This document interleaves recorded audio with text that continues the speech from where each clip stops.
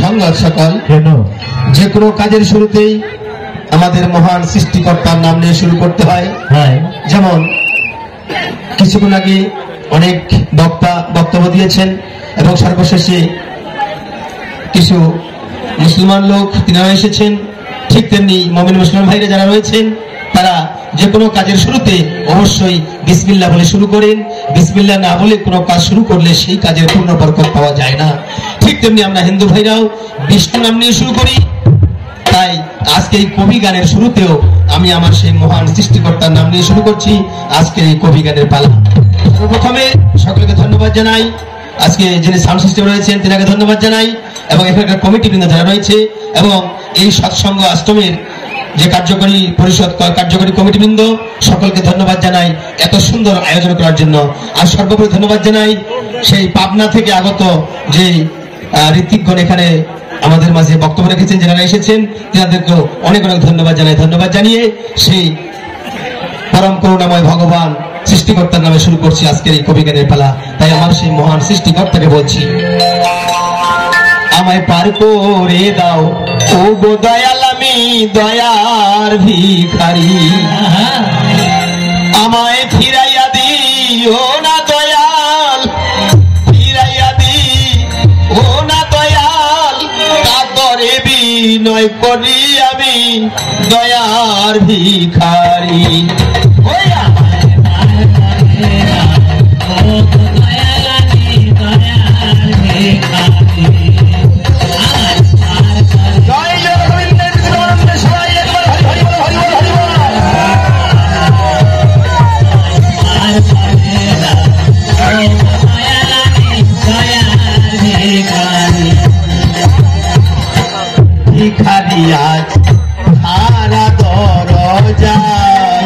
তোমার অফুরন্ত ভান্ডার হতে কিছু দান করো আমায়, ভিখারিয়া ধারা দরজা অফুরন্ত ভান্ডার হতে কিছু দান করো আমায়। ওগো কত কাঙ্গা রইল পরি ওই নামেরা সাগরি, ওগো কত কাঙ্গা রইল পরি ওই নামেরা সাগরি, আমি দয়ার ভিখারি। ওই আমার করে দাও ওগো দয়ালানি দয়ার ভিখারি, আমায় পার করে দাও ওগো দয়ালানি দয়ার ভিখারি। আছি আমি থাকবো কতকাল, তুমি তো জানো হে প্রভু আমি কি ধনের কাঙ্গাল,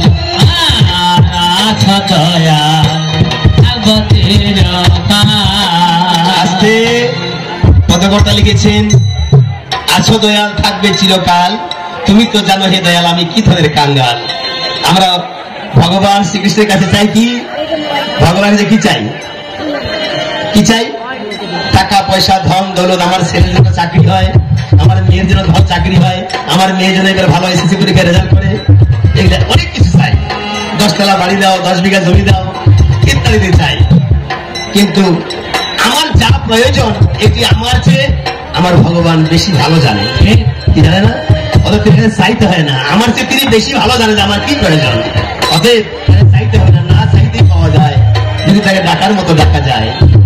আর চাইলে পাওয়া যায় না, কারণ তিনি ভালো জানেন আমার কি প্রয়োজন, সেটা আমার চেয়েও তিনি ভালো জানেন। তাই কথা লিখেছেন, আছো দয়াল থাকবে চিরকাল, তুমি তো জানো হে প্রভু আমি কি ধনের কাঙ্গাল, ওগো তুমি থাকতে আমারে হাল কেমনে সহ্য করি, ওগো তুমি থাকতে আমারে হাল কেমনে সহ্য করি, আমি দয়ার ভিখারি।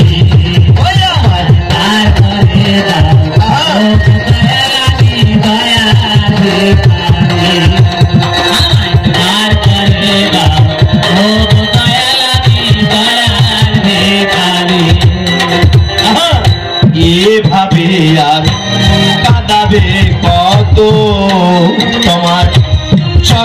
স্মরণ রেখো আমায় প্রতি মুহূর্ত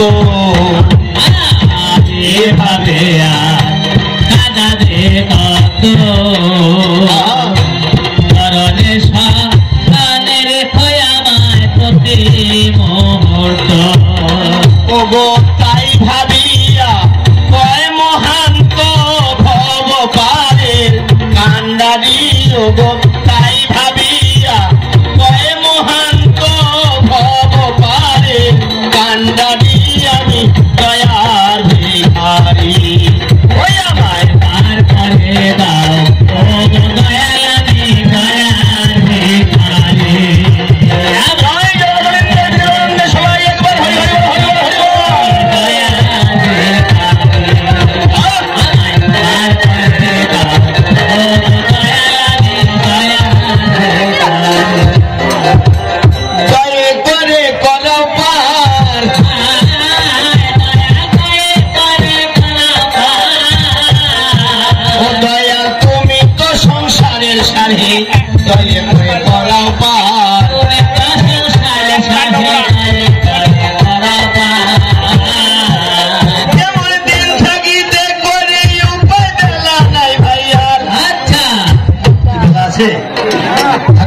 সকল আমি কোন বেলার কথা বলছি যেই বেলা পূর্ব দিকে উদয় হয় আর পশ্চিম দিকে অস্ত যায় আমি কি সেই বেলার কথা বলছি? নিশ্চয়ই না। আমি বলছি আমাদের জীবনের বেলার কথা। প্রত্যেকের জীবনের বেলা অল্প কিছু সময় বাকি রয়েছে, যার যেটুকু সময় সেই সময়ের মধ্যে তার জীবনের বেলা অবশ্যই ডুবে যাবে। আমরা চিরদিনের জন্য কেউ আসি নাই, যার জন্য আমার কবির ভাষায় বলছে দিন থাকিতে খাইয়া মরব হইলে অন্ধকার খোদ মহাজন বসে আছে হিসাব নিতে তার হিসাব দিতে না পারলে ভাই যাওয়ায় আসা সার একটু হুশ করে চলিবে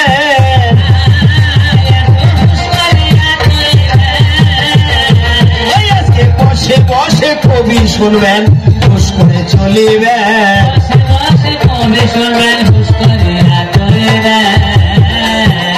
এখন সার দিয়ে যাক পূর্ণিমাতে অল্পে রেখে যাই বর্ণনা করতে গেলে সারা রাত্রিও শেষ হবে না। হবে সারা বন্ধু শেষ হবে? শেষ করা কখনোই যাবে না।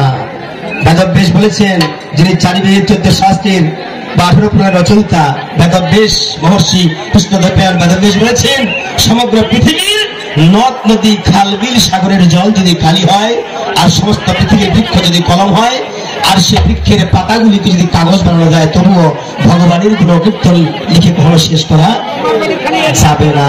অতএব সংক্ষেপে পূর্ণিমাতে আমি লিখে যাই আমার নিজের পরিচয় এখন সংক্ষেপে জানাই। আমার নাম শ্রী ক্ষিতীশচন্দ্র কাহারোলে বাড়ি। আমি যে কথাগুলো বলছি বোঝা যাচ্ছে নাকি? তাহলে আমার পুরো নাম হচ্ছে শ্রী ক্ষিতীশচন্দ্র পাল। ঠিক আছে, পরিষ্কার বলছি, আমার পুরো নামটা হচ্ছে শ্রী ক্ষিতীশচন্দ্র পাল। অতএব আমার নাম ক্ষিতীশচন্দ্র কাহারোলে বাড়ি, দিনাজপুর জেলায় আমার শোনেন ভালো করি আমার অধমের ঠিকানা।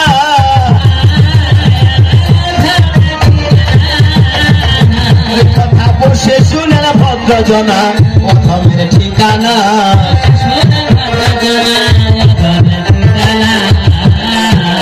আমার বিপক্ষ সরকারের নামটি কাজল রানী হইল, তারই শুনে আজকে আমার পাল্লা বেঁধে গেল।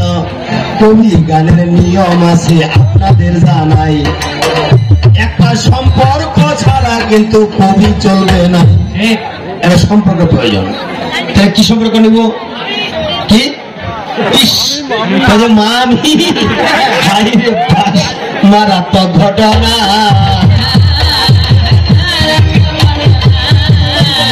ওই কথা না বলিল বাঁচি না ভাই, মারাত্মক ঘটনা।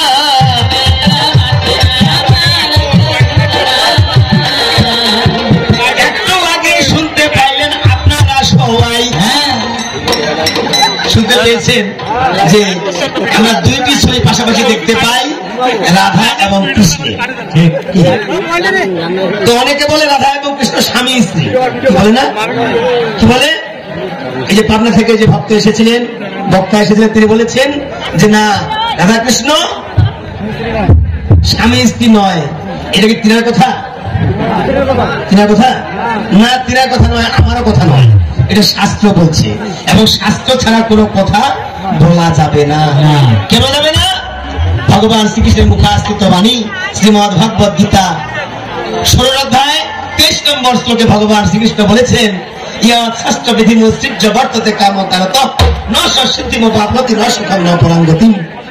এই কথাটা কি আমি বলছি?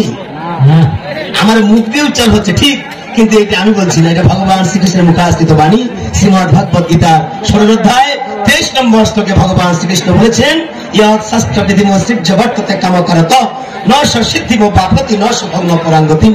শাস্ত্রবিধি পরিত্যাগ করিয়া কোন কর্ম করিলে ইহলোকে সুখ আর পরলোকে শান্তি, আর কোনটাই লাভ হয় না। শাস্ত্র যা বলছে আমার তাই মানতে হবে, যা শাস্ত্রে নাই তা মানা যাবে না। শাস্ত্রে যা আছে তাই মানতে হবে। এটি আমি বলছি না, এটি শ্রীমদ ভগবত গীতা বলছে, ভগবান শ্রীকৃষ্ণ বলছে। শাস্ত্রে যা আছে তাই মানতে হবে, শাস্ত্রে যা নাই তাহা কখনোই মানা যাবে না। অতএব লৌকিক সম্বন্ধ একটা আমি বলে যাই, এই জন্য এই দিকে চিৎকার শুনতে পাই। বলছে মামি, নিশ্চয় নিশ্চয় যিনি মামি বলে চিৎকার করেছেন, মামিও বোধহয় গান শুনতে আসছে নাকি না? তাহলে আজকের জন্য আমার নামটি আপনাদের জানাই, শ্রীকৃষ্ণচন্দ্র নামটি এখন বাদ দিয়ে যাই। বর্তমানে আমার নামটি শ্রীকৃষ্ণ হইল। আচ্ছা, ভগবান শ্রীকৃষ্ণের ভূমিকা আমার মতো সামান্য কৃতিশ্বরকার এটি পালন করা কখনো সম্ভব? এটি কখনোই সম্ভব নয়, এটি কখনোই সম্ভব নয়। তবে হ্যাঁ, আপনাদের মতো সাধুগুরু বৈষ্ণবের যদি কৃপা হয় তাহলেই হয়তো এটি সম্ভব হতে পারে। কেন? কথা বলতে মন দিয়ে শুনবেন, কথা বলতে মন দিয়ে শুনবেন। নারদ একদিন রাস্তা দিয়ে হেঁটে যায়, তো সাগরের ধার দিয়ে রাস্তা, নারদ দেখতে পায় যে এক চড়ুই পাখি, কথাগুলো বুঝতে পারতেছেন, এক চড়ুই পাখি সাগরে ডুব দিচ্ছে আর ডাঙ্গায় এসে গা ঝাড়ছে, সাগরে ডুব দিচ্ছে আর ডাঙ্গায় এসে গা ঝাড়ছে। তো নারদ জিজ্ঞাসা করছে, ওই চড়ুইকে, ও চড়ুই তুমি কি করছো?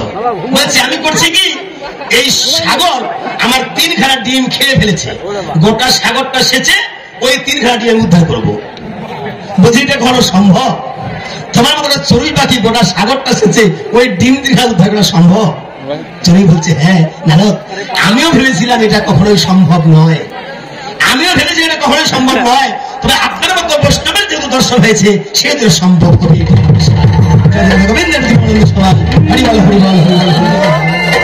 যেহেতু আপনার মতো বৈষ্ণবের দর্শন হয়েছে সেহেতু এটি সম্ভব। ঠিক আজকেও মনে করছি আপনাদের মতো সাধুগুরু বৈষ্ণবের যেহেতু সঙ্গ হয়েছে, তাহলে হয়তো এই পালাটি গাওয়া সম্ভব হবে। সকলে আশীর্বাদ করবেন, কৃপা করবেন। তবে হ্যাঁ, এই পালা গাইতে গিয়ে আমার হয়তো অনেক ভুল ত্রুটি হতে পারে, কারণ শাস্ত্রে বলেছে জিহ্বায় কলিত ধীরস্ব পাদস্তৃত হস্তিন ভীম ন পিরান ভঙ্গ মনিনান চমতি ব্রহ্ম। শাস্ত্র বলছে জিহ্বায় কলিত ধীরস্ব, যত আস্তে আস্তে কথা বলি না কেন, তারপর দাঁতের সঙ্গে জিহ্বা লেগে অনেক সময় জিহ্বা কেটে যায়, কি যায় না? পাদস্তৃত হস্তিন, হাতি খুব বুঝে বুঝে পা ফেলায়, তারপর হাতিরও পা পিছলে যায়। ভীম ন পিরান ভঙ্গ, ভীম এত বড় বীর যোদ্ধা ছিলেন যে একাই 1 অযুত হস্তির ধারণ করতেন। 10,000 হাতির শক্তি যা, ভীম একাই এত শক্তি ধারণ করতেন। সেই ভীম একদিন কুরুক্ষেত্র মাঠে যুদ্ধ করতে করতে যুদ্ধ ভঙ্গ দিয়ে পলাই গিয়েছিলেন।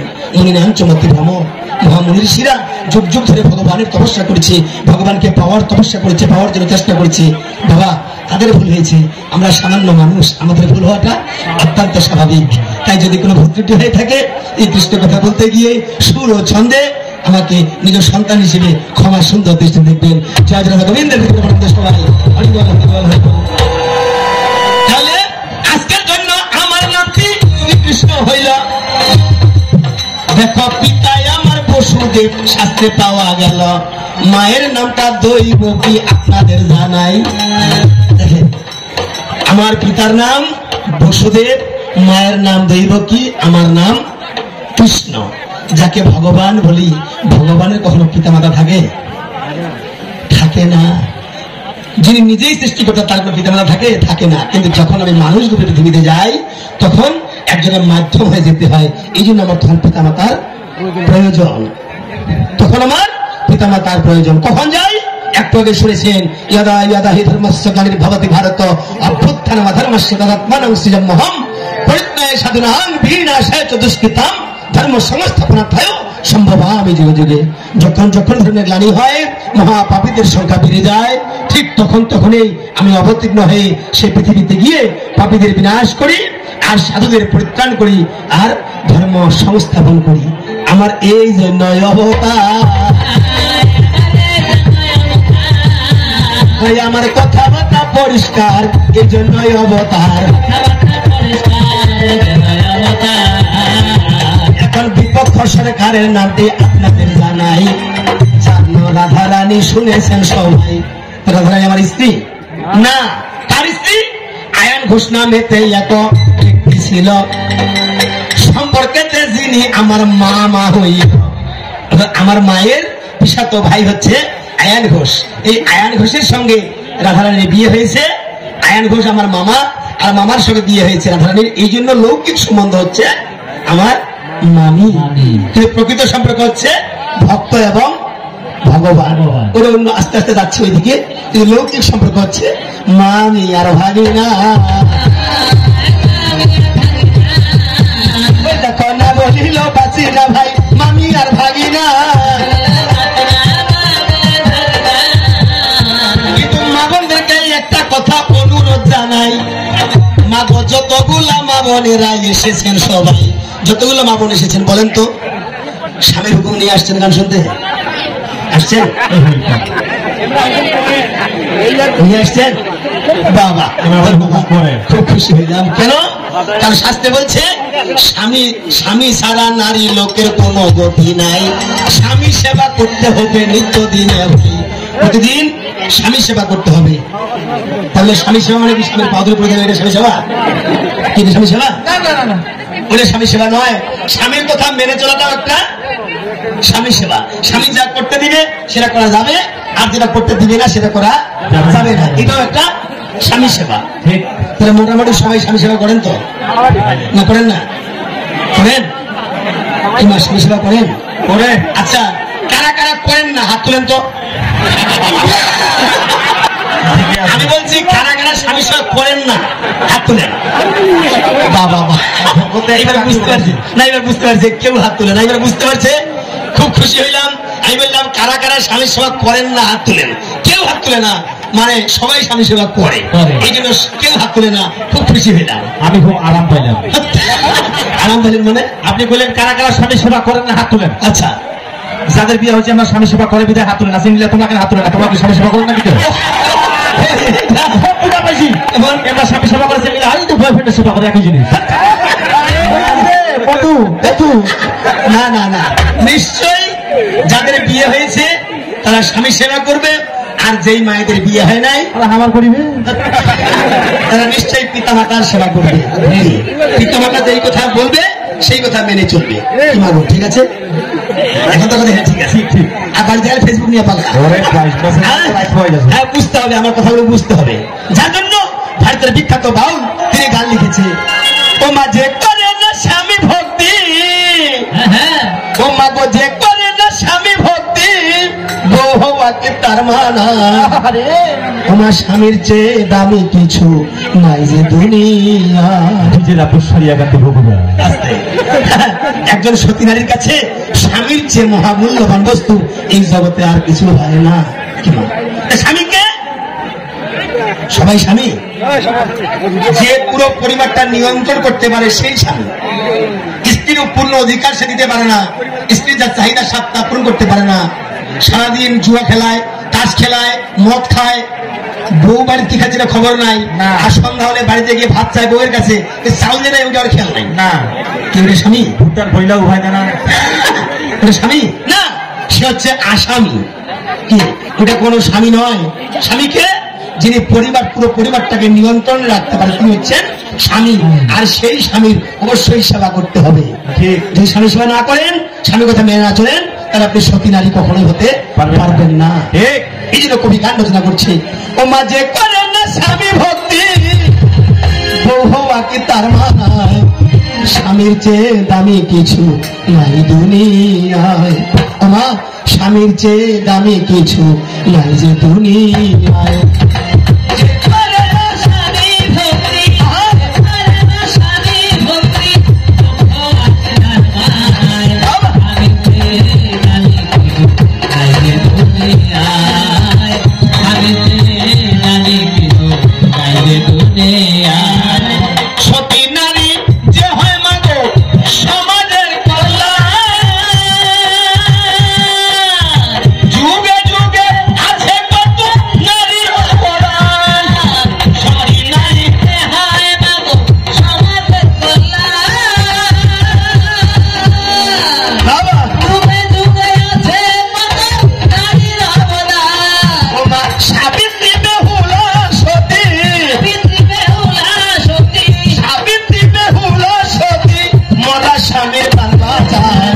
স্বামীর চেয়ে দামি কিছু নাই দুনিয়ায়, স্বামীর চেয়ে দামি কিছু নাই দুনিয়ায়।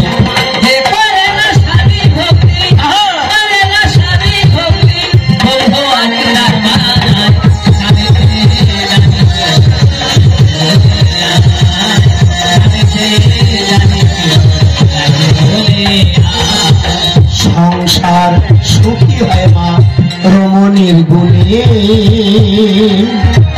আস্তে গান রচনা করছে, সংসার সুখী হয় রমণীর গুণে। তাহলে বাবাদের কোনো দাম নাই? আছে। কেমন আছে? মহামনীষীগণ পদ রচনা করেছে, সংসার সুখী হয় রমণীর গুণে, গুণবান স্বামী যদি থাকে তার স্বামী। একাই গুণবতী হলে হবে না, গুণবান স্বামীরও প্রয়োজন। আর শুধু গুণবান স্বামী হলে হবে না, গুণবতী একজন স্ত্রীর প্রয়োজন। তাহলে সংসার সুখের হবে, শান্তিময় হবে। এই জন্য গান রচনা করছি, সংসার সুখী হয় মা রমণীর গুণে, সতী করে পতি সেবা মাগো জনমে জনমে। সংসার সুখী হয় মা রমণীর গুণে, বাবা সতী করে পতি সেবা জনমে জনমে। সতী হওয়া যায় না শুধু মাগো সাদা সিঁদুর পরিলে, আসে না সুখ শান্তি স্বামী সেবা না করিলে। সতী হওয়া যায় না শুধু সাদা সিঁদুর পরিলে, আসে না সুখ শান্তি স্বামী সেবা না করিলে। দিলি বলে স্বামী সেবায়, দিলি বলে স্বামী সেবায়, দিলি বলে স্বামী সেবায় জগৎ স্বামী পাওয়া যায়। স্বামীর চেয়ে দামি কিছু নাই যে দুনিয়ায়, স্বামীর চেয়ে দামি কিছু নাই যে দুনিয়ায়।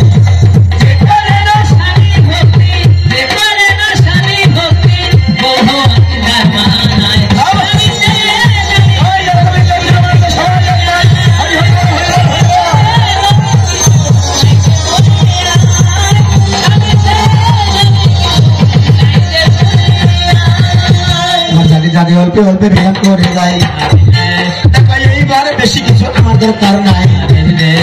ছোট ছোট পালা হবে কোনো চিন্তা নাই। আমি সামান্য কথাই একটা জিজ্ঞাসা করে যাই, এটা কবি গানের নিয়ম জানেন সবাই। এটা হচ্ছে কবি গানের নিয়ম। আমি প্রশ্ন করব, তাকে জবাব দিতে হবে, সে প্রশ্ন করবে, আমাকে জবাব দিতে হবে। এটা হচ্ছে কবি গানের নিয়ম। অতএব সামান্য কথাই একটা জিজ্ঞাসা করে যাই, আর পরিষ্কারে জবাব দিবে, শুনিবে সবাই।